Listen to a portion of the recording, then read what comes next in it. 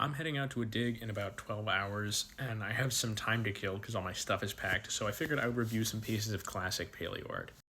This one is by Luis Viray, who is a Spanish-Mexican paleoartist, and it depicts a ton of animals. Most notably, the front two are Giganotosaurus, which is this guy, and Amargasaurus, which is this guy. They're both from the Cretaceous period in South America, particularly Argentina. The thing is, the late Cretaceous of Argentina was not a monolith. There are plenty of different animals that came and went over the many, many millions of years of time that was the late Cretaceous. And so these two species are separated both geographically and by many, many millions of years, so they probably never would have encountered each other. With that out of the way, this is a really, really technically amazing piece. It really sells the scale of these animals, which is always really cool to see. It really, gives them oomph. Because this is a piece from the late 90s/early 2000s, all these animals are super shrink wrapped.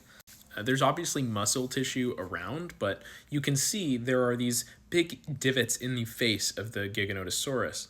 Those are actually the fenestrae of the skull that would have been filled with tissue in life, and so you wouldn't really see these big openings on the outside. If you could see them, that would mean the animal's jaw muscles are super underdeveloped. But this was very in vogue around the early 2000s because they were really trying to sell the idea of dinosaurs as not being chubby, slow reptiles, but rather active animals.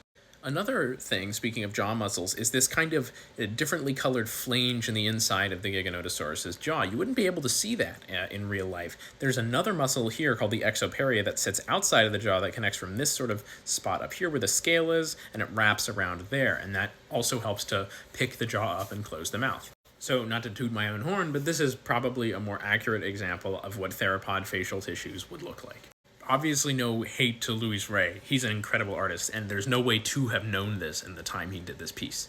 One thing that I do have to pride him on here is that the wrists and the general body positioning of these animals are all very well done. The outside of these animals might not be particularly up to date, but the way that their body is posed is amazing. It's perfect. Another kind of cool ahead of the times thing is this sail on the Amargasaurus's back. Historically, Amargasaurus has been depicted with just its spines kind of sticking straight out of its neck vertebrae and having a relatively skinny neck rather than this ridge down the back. That was until a recent study examined the characteristics of the bone that made those spines up and found that the tops would stick out of them, just like this. And it's crazy to me that this piece was done before that was consensus. So that's super cool to see. A prediction made by an artist came true. Maybe not a prediction, but at least an idea. Another detail is that these Giganotosaurus probably would have had lips covering most of their teeth because, those teeth wouldn't just hang out in the open for a terrestrial animal like a dinosaur, otherwise they would dry and crack over time. In the 90s, for some reason, people were kind of against depicting large theropods with lips, mainly because of Jurassic Park. It established that kind of cultural norm of having them with those big, jagged teeth sticking out of their mouths all the time. This kind of crazy facial ornamentation for the Giganotosaurs is inspired by lizards, or at least appears to be, and I'm not going to say that it's inaccurate, but I am going to say that it's speculative. There is not really any hard fossil basis for these, flanges on the back of Dilophosaurus's neck, but they're super plausible in this piece by Brian Eng, and therefore they're pretty grounded.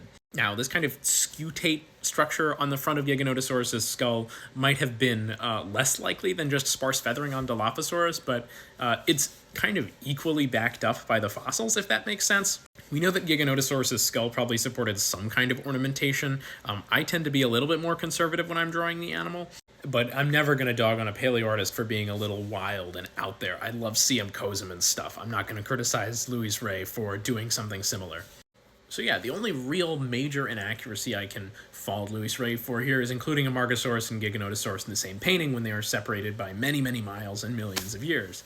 But otherwise, this is pretty good for, our understanding of dinosaurs at the time it was done. I'm going to give this one probably a solid 8.5 out of 10. This is nice. It's good stuff. I really like this painting. I think the colors are super vibrant, and I think just the general atmosphere of it really sells how cool these animals are.